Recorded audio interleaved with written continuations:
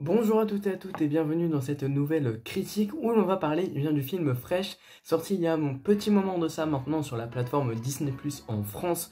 Donc j'ai vu ce film il y a pas mal de temps et j'ai pas eu le temps de faire de critiques étant donné toutes les nombreuses sorties cinéma que j'ai dû annuler suite à ma contamination au Covid.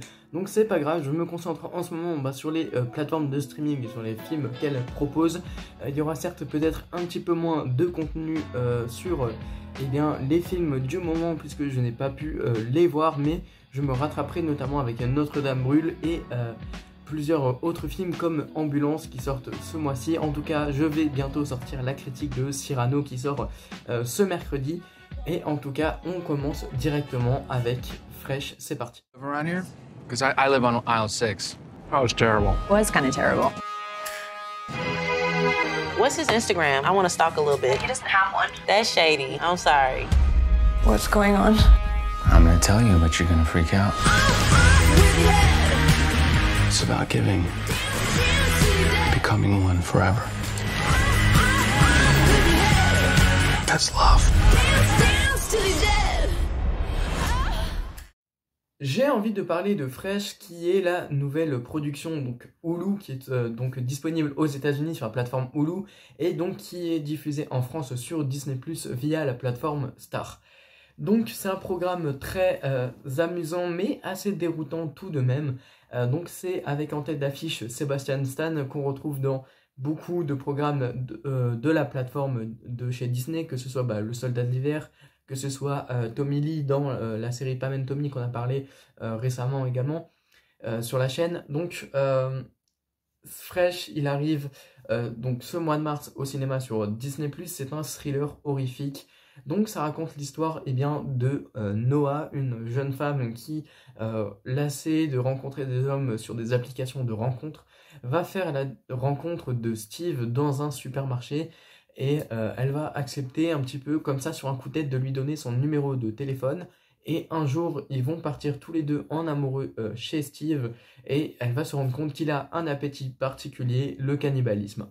Donc c'est un thriller horrifique, comme je l'ai dit, je pense qu'on peut le qualifier comme ça parce que c'est pas vraiment un film d'horreur, c'est pas vraiment un thriller, c'est vraiment le parfait mélange des deux et ça correspond parfaitement à cette qualification de thriller horrifique. Sur le papier, c'est une idée intéressante que de faire ça, que de proposer un film comme celui-ci. Ça peut être une bonne histoire qui se prête parfaitement au film de divertissement. C'est ce qu'on recherche notamment sur la plateforme Disney+ avec ce genre de film. Mais je trouve que malheureusement, Fresh, il va pas jusqu'au bout du délire. C'est assez dommage parce que il y avait vraiment les qualités pour aller très très loin. Et en fait, je trouve qu'ils vont vraiment pas au bout du délire.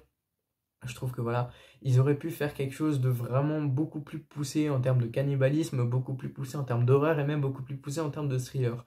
C'est-à-dire, je pense qu'ils se contentent d'être dans les codes, on va dire, de pas aller plus loin que de ce qu'ils avaient envie d'aller, je pense, parce qu'il y avait vraiment une intention de base qui était de faire quelque chose d'assez fort, d'assez poussé au final.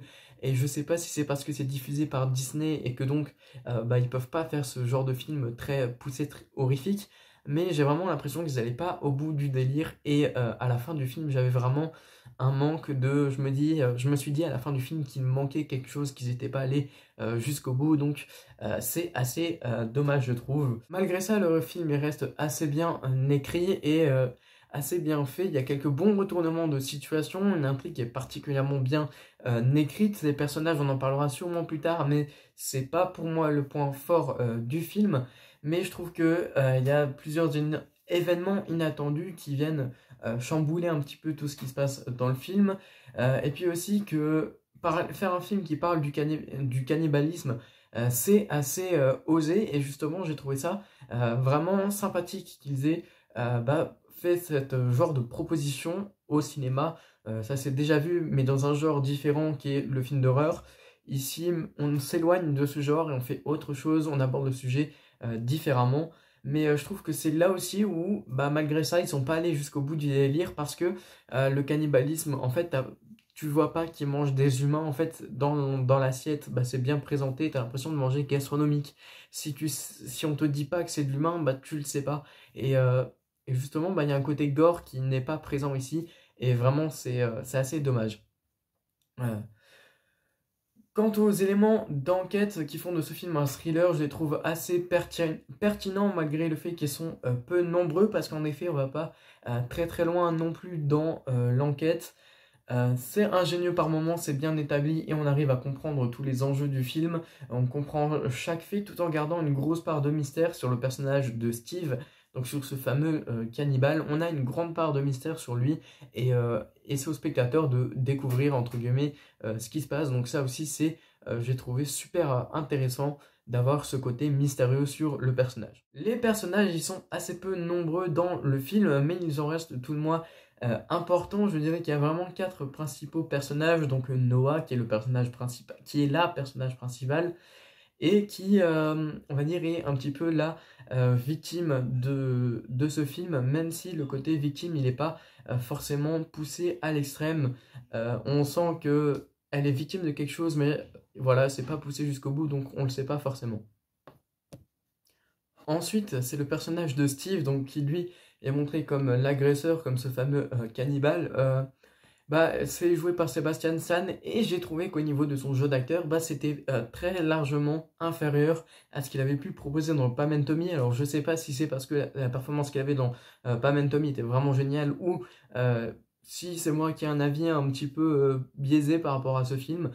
Je sais pas trop, je pourrais pas être objectif quant à son jeu d'acteur dans ce film. Donc moi j'ai trouvé que c'était limite pas exceptionnel, tu vois, mais je sais pas, en tout cas son personnage il est assez bien fait, il a un côté mystérieux on va dire dans l'ensemble qui est, on va dire, allez, assez sympa, même si bon, tu sais pas trop où il veut en venir par moment, quelles sont ses véritables intentions et quels sont ses véritables enjeux, mais soit c'est pas si important que ça.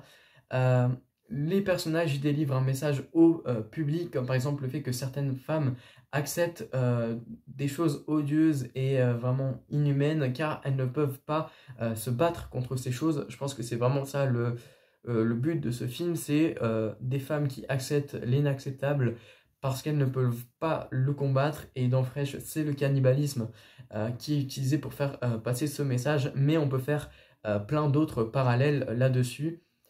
En termes de réalisateur, le film est réalisé par Mimi Cave, à qui on doit le court-métrage, donc I'm Happy, I'm Promise. C'est une réalisatrice qui n'a pas fait beaucoup de chemin encore, et puisqu'elle elle a fait très peu de films, on peut limite dire que Fresh, c'est son premier film. Donc en termes de réalisation, c'est pas trop mal, on va être clément parce que c'est son premier film, mais ouais, non, c'est pas mauvais non plus, c'est pas mauvais sans être transcendant, c'est pas non plus exceptionnel, c'est pas le film qui va être hyper innovant en termes de réalisation, néanmoins ça fait le taf. Le montage arrive à rendre le film fluide et dynamique, du coup il n'y a pas de longueur, donc on va dire c'est le plus important. Et en termes de photographie, j'ai pas grand chose à dire là-dessus encore. Donc Fresh, c'est un assez bon film, un bon divertissement que je conseille à regarder le soir devant son popcorn quand on sait pas trop quoi regarder, qu'on veut pas trop se prendre la tête. Fresh, c'est clairement le film fait pour ça. En tout cas, voilà, c'est tout ce que j'avais à dire sur le film. J'espère que la vidéo vous aura plu. Si c'est le cas, n'hésitez pas à vous abonner, mettre votre avis sur le film dans les commentaires et à mettre un petit pouce bleu.